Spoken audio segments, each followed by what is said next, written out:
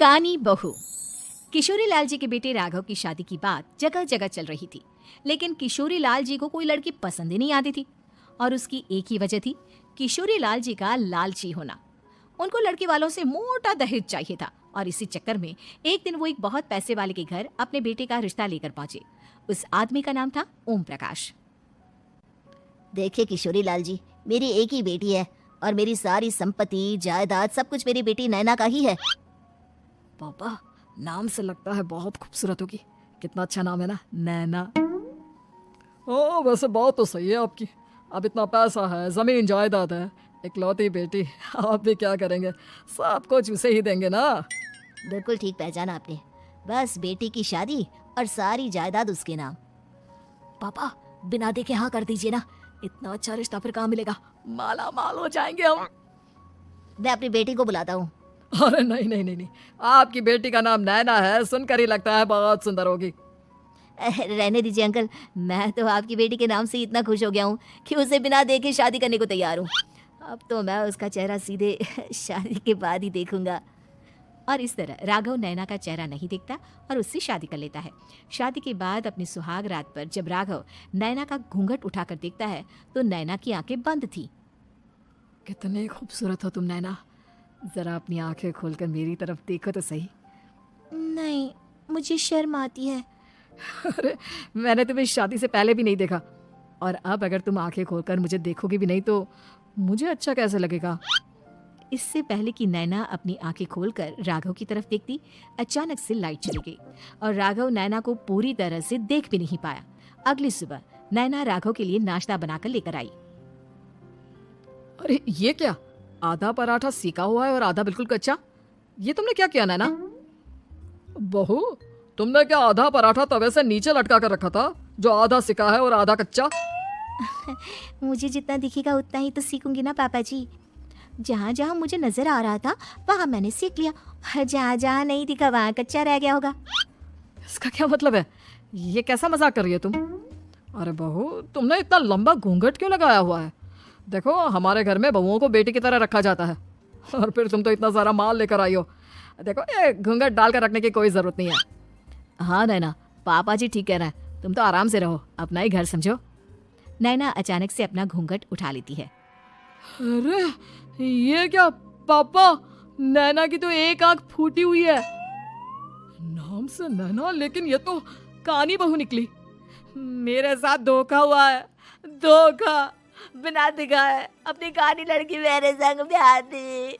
मुझे कानी बीवी नहीं चाहिए। मुझे अभी ओम प्रकाश जी से बात करनी पड़ेगी। आखिर उन्होंने मेरे साथ ऐसा किया क्यों?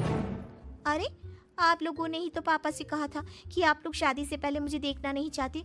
अब मेरे पापा पर क्यों इल्जाम लगा रहे हैं? अरे लेकिन उन्हें बताना तो चाहिए था ना कि तुम कानी हो, एक आंख से तुम्हें दिखाई नहीं देता। किशोरी लाल और राघव नाराज होकर ओम प्रकाश को अपने घर बुलाते हैं।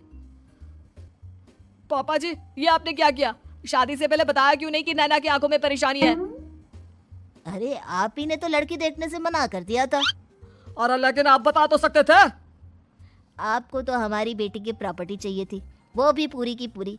अब क्या हुआ अगर उसे आधा दिखाई देता है? प्रॉपर्टी तो आपको पूरी मिल गई ना। अरे ये क्या बात हुई? मेरी शादी प्रॉपर्टी से नहीं, आपकी बेटी से हुई है। अब ये तो पहले सोचना चाहिए था, तब तो मेरी प्रॉपर्टी देखकर तुम्हारी जुबान लप लप आ रही थी। लेकिन मैं कानी लड़की को अपनी बीवी बनाकर नहीं रख सकता। पापा कुछ करिए ना आप। हाँ करता हूँ। देखिए ओम प्रकाश जी, आप हमारे साथ ऐसा नहीं कर सकते। और तुम देखो, अगर तुमने मेरी बेटी से शादी तोड़ी ना, तो जो भी प्रॉपर्टी मैंने तुम्हें दी है वो तो पूरी की पूरी वापस ले लूंगा, और आधी प्रॉपर्टी तुम्हारी भी लूंगा। अरे मेरी आधी प्रॉपर्टी भला क्यों लेंगे आप? इसलिए क्योंकि मेरी बेटी को आधा नजर आता है और उसकी नजर अभी तक तुम्हारी आधी जायदाद पर ही पड़ी है। अब तुम उसे घर से निकालोगे तो कुछ तो लेकर जाएगी ना। और अगर हम आपकी बेटी को अपने घर की बहू बनाकर रखे तो? तो तुम्हारी पूरी प्रॉपर्टी तुम्हारी ही रहेगी, और जो मैंने तुम्हें दिया है ना, उसमें से बस मैं आधा लेकर जाऊंगा। अरे लेकिन अब आप अपनी दी हुई प्रॉपर्टी में से आधी वापस क्यों लेकर जाएंगे, अगर मैं आपकी बेटी को अपनी पत्नी बनाकर रखने को तैयार हूं तो? इसलिए ताकि भविष्य में अगर तुम मेरी बेटी को धोखा दो तो उसके पास कुछ तो रहे जो पति का हो। वैसे मेरे पास तो बहुत कुछ है, लेकिन अपने पति की कोई निशानी तो उसके पास होनी चाहिए ना। अब अगर तुमने मेरी बेटी को कानी कहा तो तुम्हें प्रॉपर्टी भी कानी ही मिलेगी, पूरी नहीं। जमाए राजा। किशोरी लाल और राघव समझ चुके थे कि वो बुरी तरह फंस चुके हैं और अब उनके पास वहां से निकलने का कोई चारा नहीं है। अब समझ में आया ना, लालच बुरी बला होती है। एक तो तुम्हें प्रॉपर्टी मिली, ऊपर से बीवी मिली, उसमें तुम्हें नखरे भी दिखाने हैं। आए बड़ी, चुपचाप बैठो दोनों। कुछ दिनों के बाद नैना राघव की कार लेकर बाजार घूमने निकलती है और जब कार लेकर वापस आती है, ये क्या, एक तरफ से मेरी गाड़ी पूरी खराब हो चुकी है। लगता है तुमने मेरी गाड़ी को किसी दूसरी गाड़ी के साथ एक्सीडेंट किया है। अरे अरे, कितना बड़ा नुकसान कर दिया तुमने बहू। वो क्या है ना पापा जी, मुझे एक आंख से दिखाई नहीं दे रहा था, सामने से गाड़ी आ रही थी। मुझे तो सिर्फ आधा ही दिखाई दिया और वो गाड़ी मेरी कार से रगड़ती हुई निकल गई। अब मैं क्या करूं बताओ? अब इसे ठीक कराने के पैसे कौन देगा, तुम्हारे पापा? तुमने मुझसे इस तरह से बात की? अभी रुको। नैना राघव की शिकायत ओम प्रकाश को कर देती है। देखो राघव, अब जो मेरी आधी प्रॉपर्टी तुम्हारे पास थी ना, उसमें से आधी और मैं लेकर जाऊंगा, क्योंकि तुमने मेरी बेटी को डांटा। अरे नहीं नहीं पापा जी, गलती हो गई, माफ कर दो। गलती की तो कोई गुंजाइश ही नहीं। अगली बार मेरी बेटी को डांटा तो बची हुई आधी में से आधी और ले जाऊंगा। लालच के चक्कर में हम दोनों ने बहुत बड़ी गलती कर दी बेटा। एक तो तुम्हें कानी बहू मिली और ऊपर से जो माल मिला वो भी काना।